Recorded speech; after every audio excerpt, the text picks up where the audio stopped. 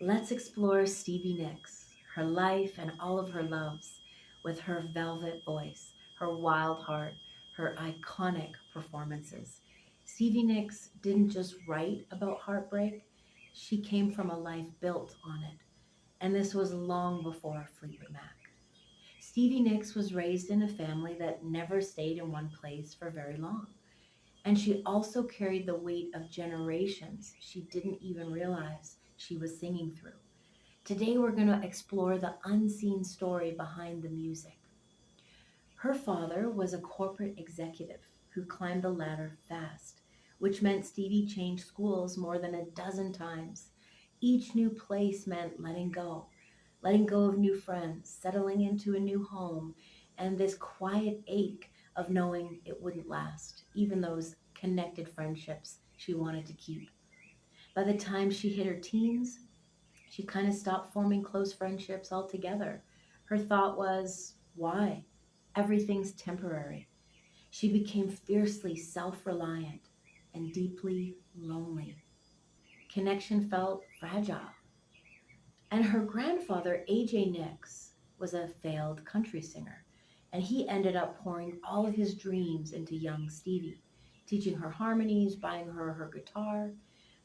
It seems that Stevie wasn't just born to sing, but in her family system, she was chosen to carry a dream that had died in her grandfather's life experience. You could think of it like an inherited legacy. Sometimes our gifts are echoes of what never got fulfilled before. Now, her parents weren't really on board with a music career. They pushed her towards practicality and security. In an interview, she shared that her parents were trying to save her from the life her grandfather lived. They didn't want that for her. So even as a young girl, it was like she stood at this crossroads. Do I stay loyal to the family system, or do I follow the spark that kind of sets my soul on fire? If we look at her parents, her father was charming but often absent. Her mother was mystical and loving, but not very emotionally available.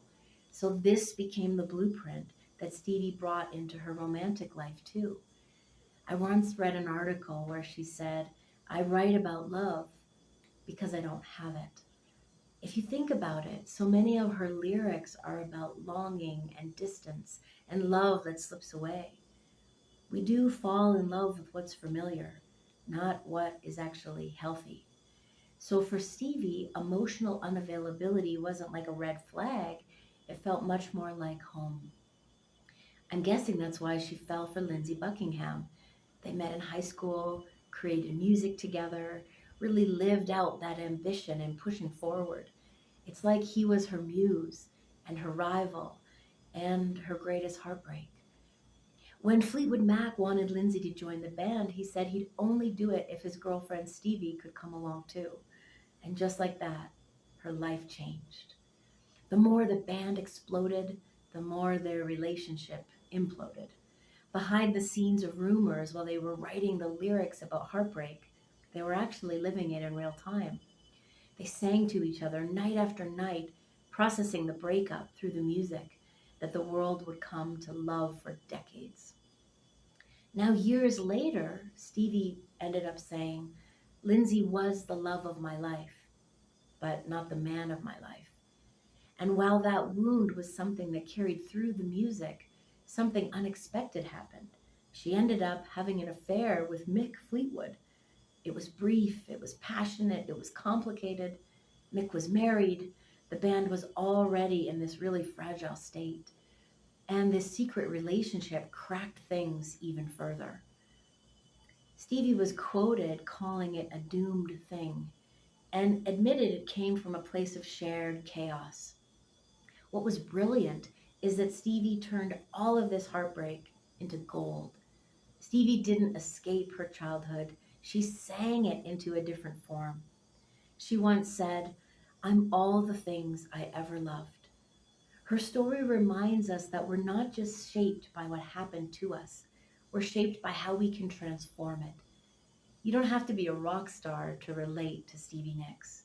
We all carry these kind of songs our families never got to sing, but we get to decide how the next verse goes. If you love stories that explore these invisible threads between our past and our present, I'd love for you to subscribe to this channel. I love music and I love family history, and they come together. The more we can understand our family imprint, the more we can change the ending, the more we can breathe that new life into healthy relationships and more connectedness.